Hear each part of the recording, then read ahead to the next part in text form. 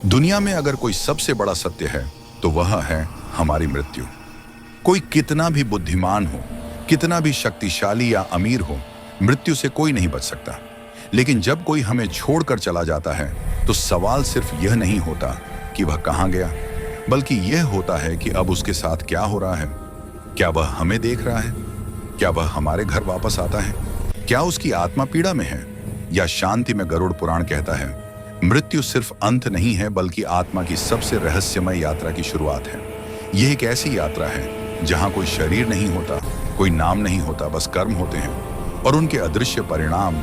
मृत्यु के क्षण में आत्मा देह से निकलती है, बिल्कुल वैसे जैसे एक पक्षी पिंजरे से निकलता है। लेकिन पहली बार वह पक्षी उड़ नहीं पाता, क्योंकि वह समझ ही नहीं पाता कि पिंजरा टूट चुका है। वह अपने शरीर को देखता है, परिजनों को रोते हुए देखता है, अपनी चिता की तैयारी होते हुए देखता है, लेकिन समझ नहीं पाता कि यह सब उसके लिए हो रहा है। गरुड़ पुराण कहता है कि मृत्यु के ठीक बाद आत्मा भ्रम की स्थिति में रहती है। उसे लगता है कि वह अभी भी जीवित है, बस लोग उसे अनदेखा क्यों कर रहे हैं। यह उसकी समझ से बाहर होता है और तभी आते हैं यमदूत, दो दिव्य प्राणी जिनका स्वरूप सांसारिक नहीं होता। न वह काले होते हैं, न लाल आंखों वाले, बल्कि उनका स्वरूप उस आत्मा के कर्मों पर निर्भर करता है। जिसने पवित्र जीवन जिया हो उसे यमदूत शांत शांतिदायक रूप में दिखाई देते हैं, जैसे किसी तीर्थ यात्रा पर साथ ले जाने वाले दो संत पर। जिसने अधर्म और पाप का जीवन जिया हो उसे वही यमदूत भयानक और भयावह लगते हैं, जैसे दो दंडाधिकारी जिनके हाथों में आग है और आंखों में सवाल। मृत्यु के बाद यह यमदूत आत्मा को तत्काल यमलोक नहीं ले जाते। गरुड़ पुराण के अनुसार पहले 24 घंटे तक आत्मा को यमदूत वहीं स्थान पर रखते हैं जहां उसके शरीर का अंतिम संस्कार होना होता है। क्यों?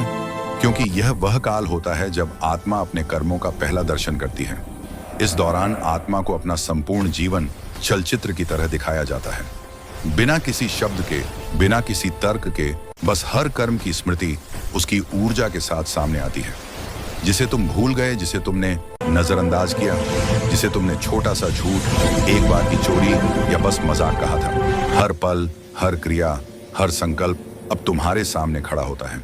ये कोई दंड नहीं, ये प्रकाश है, जहां आत्मा खुद को देखती है जैसा वह सच में थी। और यह सब होता है जब शरीर अग्नि को सौंपा जाता है। चिता जल रही होती है, पर आत्मा उस चिता को नहीं देख रही होती। वह देख रही होती है अपने कर्मों की आग को। वो देख रही होती है कि किसके लिए उसने आंसू छोड़े और किसके लिए उसने आंसू लाए। गरुड़ पुराण यह भी कहता है कि अंतिम संस्कार के समय आत्मा अपने घर वालों के बहुत पास होती है। वह उनके मन की हर बात सुन सकती है, वह उनके दुख को महसूस कर सकती है, लेकिन कुछ कर नहीं सकती। ये सबसे बड़ी पीड़ा होती है।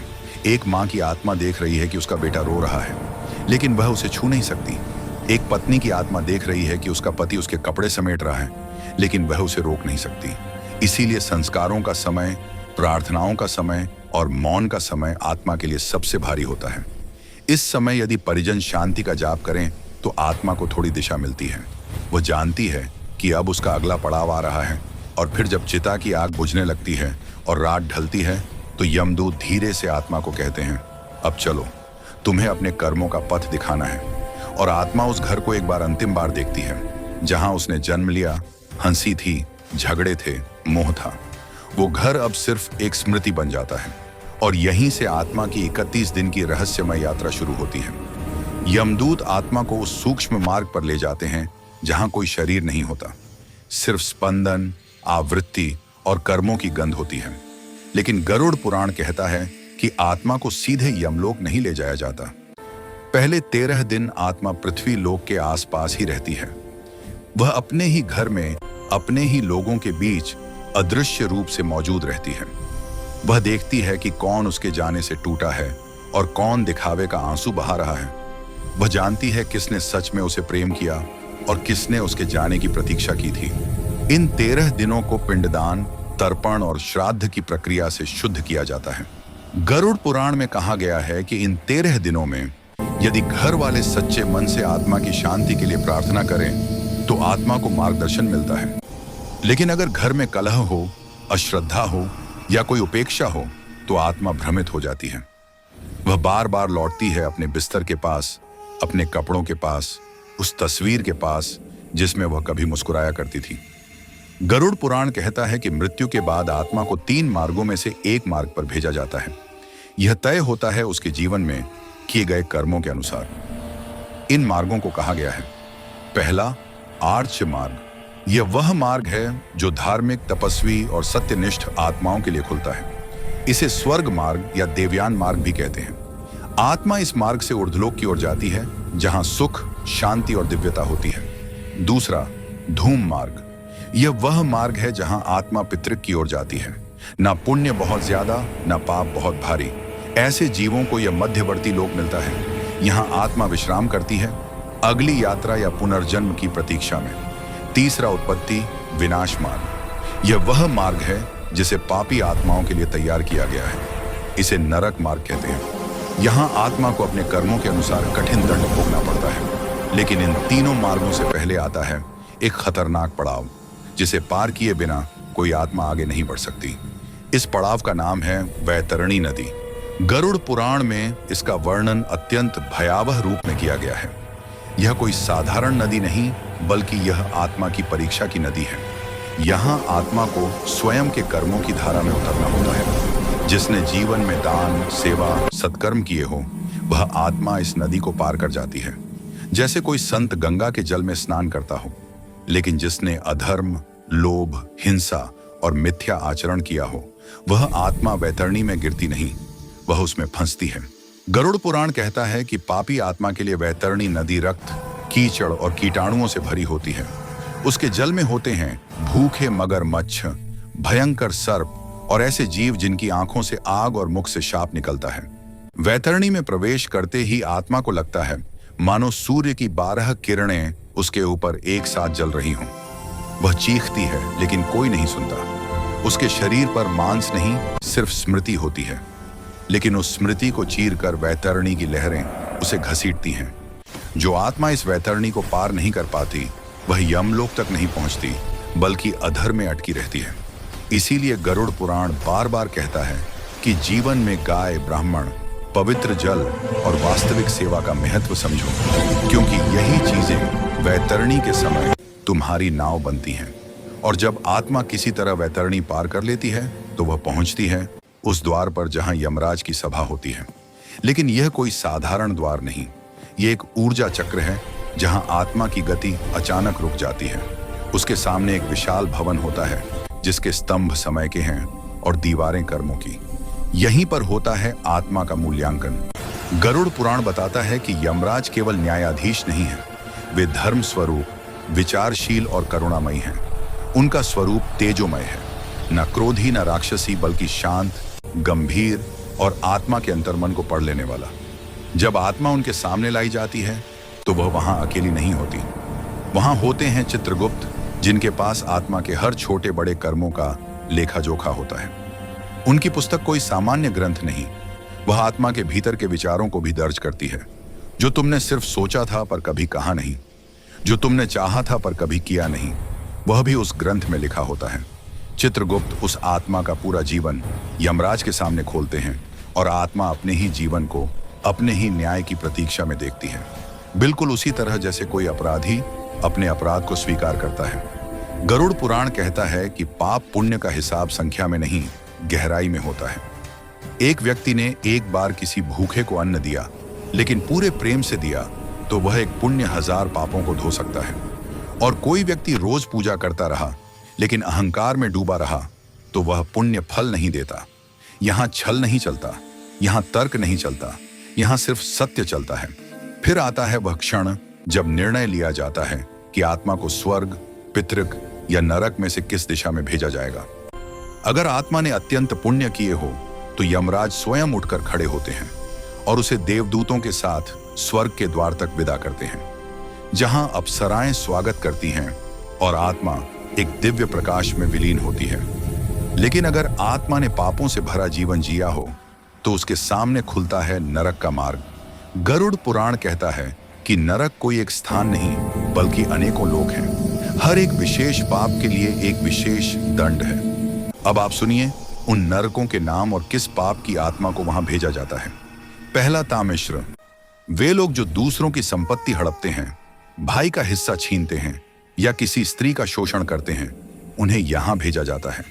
यहाँ आत्मा को लोहे की रस्सियों से बांधकर घना अंधकार दिखाया जाता है, जहाँ समय, ध्वनि और चेतना सब छीन ली जाती है।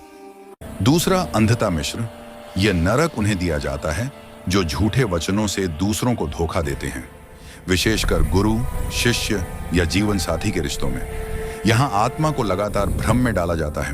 वह बार बार गिरती है, टकराती है और चेतना खोती है। तीसरा, रौरव नरक। यहाँ वे आते हैं जिन्होंने दूसरों को हिंसा, सताना या जानबूझकर पीड़ा देना चुना हो। गरुड़ पुराण कहता है यह नरक उबलते तेल, दहकती अग्नि और कांच जैसे पत्थरों से भरा है, जहां आत्मा की हर संवेदना जीवित रखी जाती है। चौथा, कुंभिपाक नरक। शिकारी, कसाई और वे लोग जो जानवरों की हत्या केवल स्वाद या शौक के लिए करते हैं, उन्हें यहां भेजा जाता है। इस नरक में आत्मा को उबलते तेल में डुबोया जाता है, बार बार जब तक चेतना पूरी तरह बिखर ना जाए। पांचवा, कालसूत्र नरक। यहां वह लोग आते हैं जिन्होंने जीवन में अपने बड़ों का अपमान किया, गुरु की अवज्ञा की या माता पिता को कष्ट पहुंचाया। यह नरक अग्नि की लपटों से भरा होता है, जहां आत्मा को बिना विराम जलते हुए लोहे पर चलाया जाता है। छठा, असिपत्र वर्ण नरक। जिन्होंने धर्म के नाम पर अधर्म किया, लोगों को गुमराह किया या आध्यात्मिक सत्ता का दुरुपयोग किया, उनके लिए यह सबसे कठोर नरक है। यह कांटों से भरा वन है जहां आत्मा को दौड़ाया जाता है और हर पत्ता तलवार की धार की तरह चीर देता है। और ऐसे ही 28 से भी अधिक नरक लोक गरुड़ पुराण में वर्णित हैं, हर एक आत्मा के किसी न किसी दोष को शुद्ध करने के लिए। लेकिन यह दंड स्थायी नहीं होते। गरुड़ पुराण स्पष्ट कहता है कि नरक एक शुद्धिकरण केंद्र की तरह होता है, जहां आत्मा अपने कर्मों का फल भोगती है और फिर अगले जन्म के लिए तैयार होती है। लेकिन प्रश्न यह है कि आत्मा अगला जन्म किस रूप में लेगी? क्या वह फिर मानव शरीर प्राप्त करेगी या किसी और योनि, पशु, पक्षी, कीट या वृक्ष में? इसका उत्तर केवल एक ही बात पर निर्भर करता है, उस आत्मा की कंपन शक्ति, अर्थात उसकी वाइब्रेशनल फ्रीक्वेंसी, जो उसके कर्मों और संस्कारों से बनी है। गरुड़ पुराण में कहा गया है कि सृष्टि में 84 लाख योनियां हैं। इनमें से केवल एक योनि, मानव योनियां ही ऐसी हैं जिसमें आत्मा को कर्म सुधारने, मोक्ष पाने और ब्रह्म को जानने का अधिकार है। बाकी 83,99,999 योनियां केवल कर्म भोग की योनियां हैं, जहां आत्मा को सोचने का अवसर नहीं होता, सिर्फ भुगतने का क्रम चलता है। जब कोई आत्मा अपने पापों का फल नरक में भोग चुकी होती है, तब चित्रगुप्त और यमराज मिलकर निर्णय लेते हैं कि अब यह आत्मा किस शरीर में जन्म के योग्य है। यदि आत्मा ने कुछ पुण्य शेष छोड़े हों या पिछले जन्मों में किया गया कोई एक सच्चा कर्म बचा हो, तो उसे मानव जन्म का अवसर फिर से दिया जा सकता है। पर यदि उसकी चेतना अभी भी स्वार्थ, हिंसा, लोभ या अहंकार से ग्रसित हो, तो उसे भेजा जाता है उन योनियों में जहां उसकी चेतना के अनुरूप शरीर मिलता है। गरुड़ पुराण में उदाहरण दिए गए हैं, जिसने क्रूरता दिखाई उसे मांसाहारी जानवर के रूप में जन्म मिलता है, जिसने लोभ किया वह कीट, चूहा या भिक्षा के लिए तड़पता हुआ पक्षी बन सकता है, जिसने कामुकता में जीवन गंवाया वह आत्मा कुत्ते, सूअर या अन्य नीच योनियों में जाती है, जिसने धर्म का अपमान किया या गुरु का अनादर किया, उस आत्मा को पत्थर, पेड़ या निर्जीव वस्तु के रूप में स्थिर कर दिया जाता है। लेकिन जो आत्मा एक बार भी सच्चे हृदय से सेवा, दया या प्रेम का अनुभव कर चुकी हो, उसे मानव शरीर प्राप्त करने की संभावना बनी रहती है। गरुड़ पुराण कहता है कि कुछ आत्माएं नरक से नहीं डरती, क्योंकि वे सोचती हैं कि दंड भोग कर सब समाप्त हो जाएगा। परंतु सच्चा भय भटकती आत्मा का होता है, जो ना नरक में पूरी तरह प्रवेश कर पाती है और ना पुनर्जन्म में। ऐसी आत्माएं अधर में अटक जाती हैं। वे भूत, प्रेत या पिशाच योनि में भटकती हैं। ये आत्माएं न शरीर त्याग पाती हैं, न शरीर प्राप्त कर पाती हैं। गरुड़ पुराण के अनुसार भूत या प्रेत वे आत्माएं बनती हैं जो मृत्यु के समय अत्यधिक मोह, क्रोध या वासना में डूबी हुई थी, जो अपनी संपत्ति से चिपके रहे, जो अपने घर को छोड़ नहीं पाए, जो अपनी इच्छाओं के अधूरे छूट जाने से तड़प उठे, वह आत्मा अधूरी रह जाती है। ऐसी आत्मा फिर किसी विशेष तिथिवार या जगह पर बार बार प्रकट होती है, और जब तक उसका मोह नहीं टूटता वह पुनर्जन्म नहीं ले पाती। इसीलिए गरुड़ पुराण में श्राद्ध, तर्पण और पिंडदान जैसे कर्म आत्मा को इस चक्र से मुक्त करने के लिए अत्यंत आवश्यक माने गए हैं। इन तिथियों पर जब पवित्र जल, तिल और मंत्रों से तर्पण दिया जाता है, तो आत्मा को एक दिव्य संकेत मिलता है कि अब वह आगे बढ़ सकती है। और फिर जब सब कुछ पूर्ण हो जाता है, जब आत्मा ने नरक भोग लिया, जब मोह टूट चुका, जब संस्कार संपन्न हो गए, तो आत्मा प्रवेश करती है पुनर्जन्म के गर्भ द्वार में। गरुड़ पुराण के अनुसार पुनर्जन्म का क्षण शुद्ध विज्ञान और अदृश्य ऊर्जा का मिलन है। जब आत्मा किसी गर्भ को चुनती है तो वह केवल माता पिता नहीं चुनती, बल्कि उन कर्मों की भूमि चुनती है जहां उसे अगला पाठ सीखना है। और जैसे ही वह आत्मा माता के गर्भ में प्रवेश करती है, वह अपना पूर्व जन्म भूल जाती है। क्यों? क्योंकि वह अब फिर से माया के आवरण में प्रवेश कर चुकी होती है। गरुड़ पुराण कहता है कि आत्मा जब गर्भ में आती है तो वह केवल शरीर नहीं लेती, वह अपने पुराने कर्म, अधूरी इच्छाएं और अर्जित संस्कार लेकर आती है। गर्भ में आने के पहले क्षण में ही वह जानती है यह जीवन उसे क्यों मिला है। वह जानती है कि किसे उसका पिता बनना है, कौन उसकी माता होगी और किस प्रकार के दुख या सुख उसका इंतजार कर रहे हैं।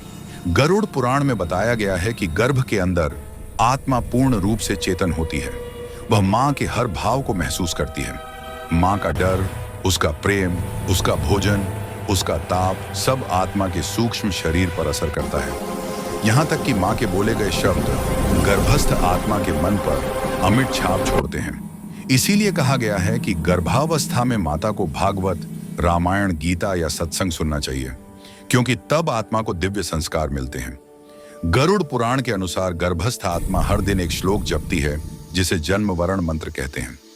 नाहाम देहो नाम में देव बुद्धिर आत्मा, न छात्मा न कर्मणा जायते जंतु, कर्मणा एव विलयते। इसका अर्थ है मैं यह शरीर नहीं हूं, न यह बुद्धि, मैं आत्मा हूं। कर्मों के कारण मैं जन्म लेता हूं और उन्हीं कर्मों के कारण विलीन होता हूं। यह आत्मा का जागरण होता है।